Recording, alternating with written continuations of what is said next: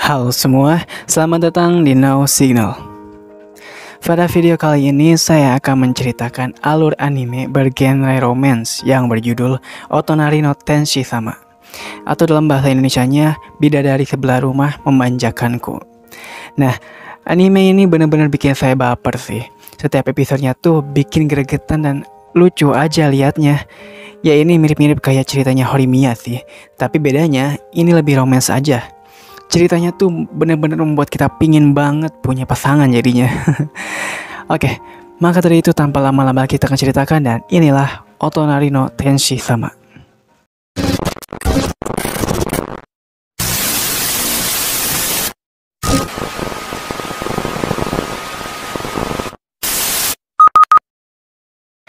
Cerita dimulai ketika seorang cowok bernama Amane melihat seorang cewek yang lagi duduk merenung kehujanan di ayunan. Karena udah terlanjur ngeliat dan nggak tega, jadinya Amane ngasih payungnya ke si cewek itu. Si cewek ini bernama Mahiru. Ternyata Amane dan Mahiru udah saling kenal. Cuman nggak deket aja. Amane pun pergi setelah ngasih payung itu.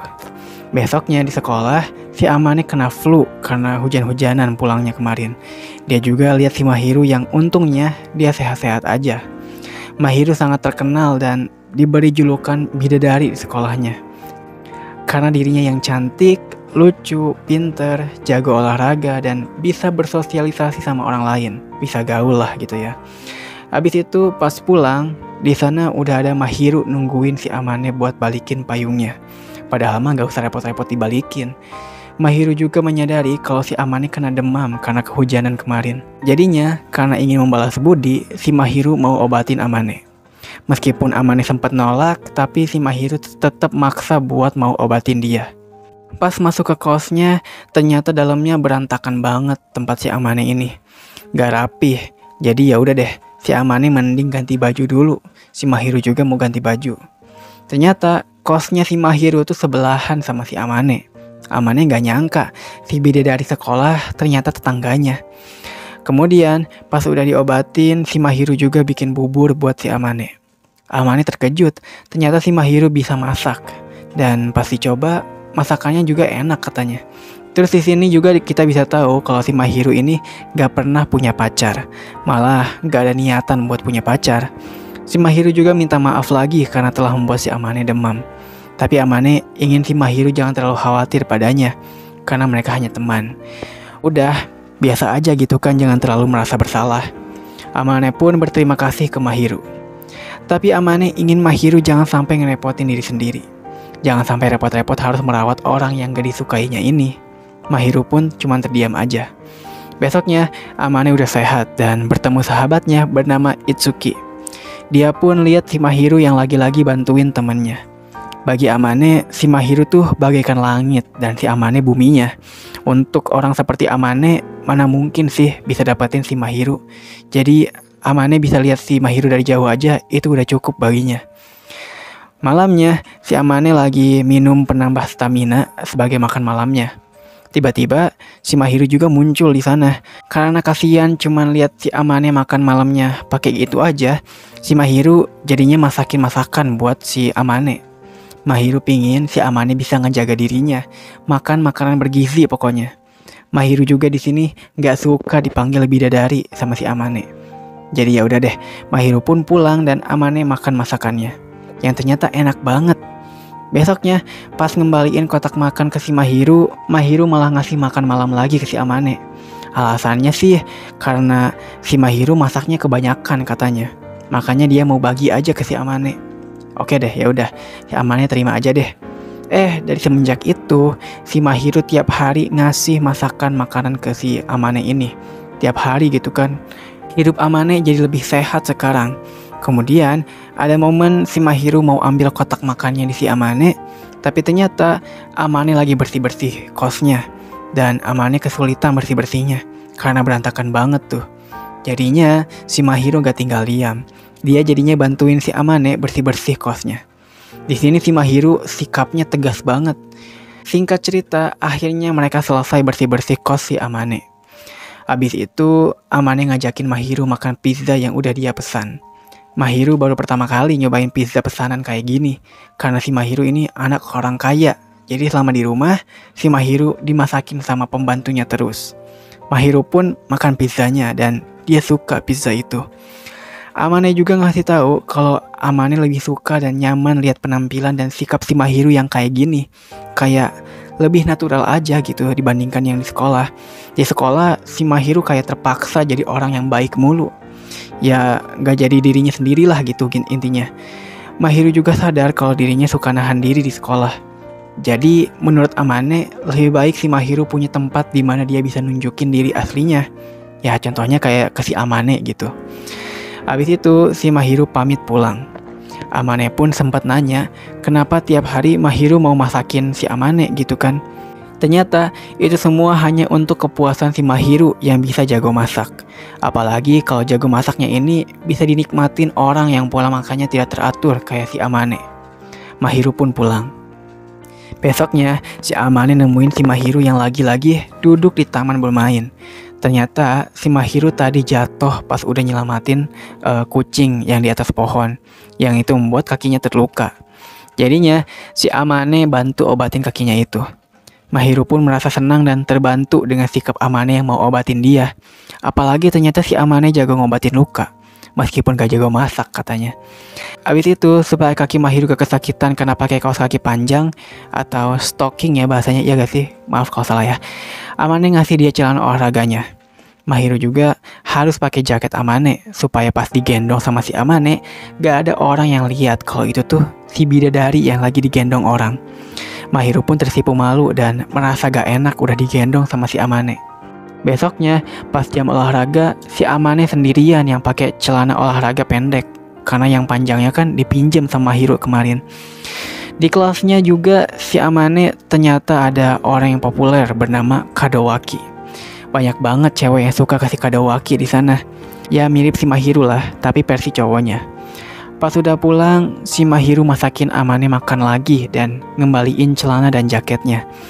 Amane bilang di sana kalau si Mahiru saat di sekolah senyum dikit aja itu bakal udah membuat luluh hati para cowok-cowok. Yang membuat cowok-cowok tuh seneng banget si Mahiru tuh senyum gitu. Ya mirip kayak si Kadowaki yang cuma nyapa cewek aja, si ceweknya bisa kelepek-kelepek sama dia. Tapi ternyata si Mahiru juga merasa terganggu dengan reaksi para cowok di sekolah itu. Terus si Mahiru juga bilang dia gak tertarik sama sekali sama si Kadowaki. Kadowaki emang ganteng, tapi Mahiru gak mandang wajah kalau suka sama orang katanya. Lagian kalau emang mandang wajah, kenapa si Amane gak tertarik sama Mahiru yang cantik ini katanya. Kan aneh kalau si Amane gak suka sama si Mahiru. Abis itu kata si Mahiru masakan dia jangan lupa diangetin ya sebelum dimakan, karena makanannya itu udah dingin banget. Amane pun jadinya punya keinginan. Dia pingin makan makanan yang baru matang gitu kan. Mendengar itu si Mahiru peka jadinya. Ya udah, kalau si Amane emang pingin dimasakin dan langsung dimakan secara hangat, mereka harus patungan beli bahan masakannya. Amane kaget. Emangnya si Mahiru mau masak di kosnya gitu kan? Emangnya Mahiru gak takut kalau si Amane bakal apa-apain si Mahiru? Tapi si Mahiru yakin kalau dia bakal baik-baik aja. Lagian, si Amane pasti gak berani macem-macem sama cewek cantik yang populer di sekolahnya ini. Mahiru juga percaya kalau Amane adalah orang yang baik. Terus, Mahiru dengan pedenya bilang kalau dirinya ini pasti bukan tipe cewek yang Amane suka. Kalau Amane suka Mahiru, harusnya Amane pingin terus ngobrol sama si Mahiru kan. Amane pun iyain aja deh kata-katanya. Abis itu besoknya mereka mulai patungan dan masak di kosnya si Amane. Dapurnya si Amane benar-benar gak kepake sama sekali, kayak masih baru aja. Di sini biarkan si Mahiru yang masak di dapur, sedangkan Amane diem aja di sofa. Pas lagi masak, si Amane sempat mikir, si Mahiru ini kayak istri mudanya si Amane gitu kan. Udah mah cantik, jago masak juga. Pas udah mateng, Amane pun langsung makan dan bilang makanannya enak semua, enak banget. Mahiru pun senang banget masakannya dipuji. Abis makan, si Amane merasa gak enak. Ini Mahiru beneran gak apa-apa nih masak buat orang asing gitu kan. Ya gak apa-apa jawabnya. Mahiru emang suka masak kok. Dan Mahiru juga senang lihat Amane nikmatin masakan si Mahiru. Mahiru juga pingin bantu Amane ngebenerin pola makannya. Kalau Amane emang keberatan dimasakin sama Mahiru, oke ya udah, Mahiru bakal berhenti aja. Tentu aja si Amane pingin banget si Mahiru masakin terus buat dia. Dimasakin di rumahnya lagi. Mahiru dengan senang hati nerimanya. Besoknya di sekolah, pas selesai ujian, di sini kita diperkenalkan pacarnya si Itsuki bernama Chitose. Mereka berdua ini berharap si Amane bisa punya pacar kayak mereka, biar bisa double date lah gitu ya. Abis itu, setelah makan malam, si Mahiru lagi belajar.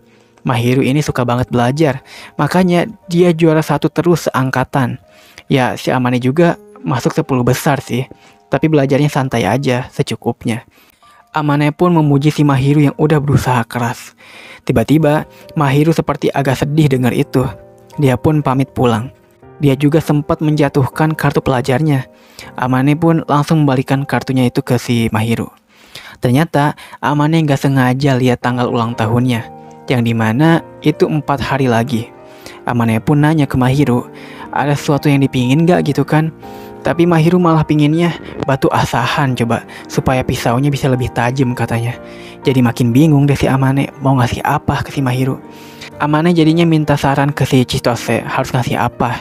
Chitose sebenarnya penasaran, siapa sih cewek yang mau dikasih hadiah itu? Tapi Amane gak bilang, rahasia aja.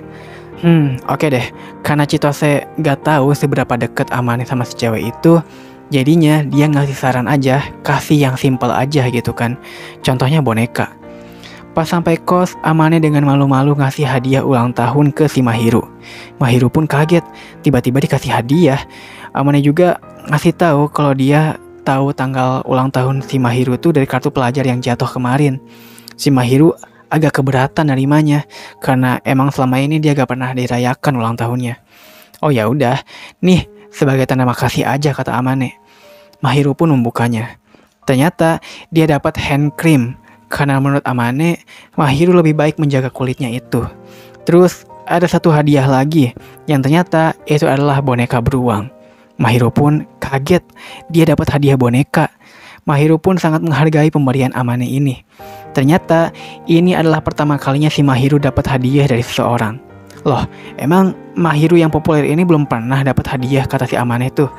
Ternyata si Mahiru gak pernah ngasih tahu kapan ulang tahunnya ke siapa-siapa. Terus dia juga benci sama ulang tahunnya katanya. Meskipun ada orang-orang yang ngasih hadiah kepadanya, si Mahiru pasti menolak semuanya.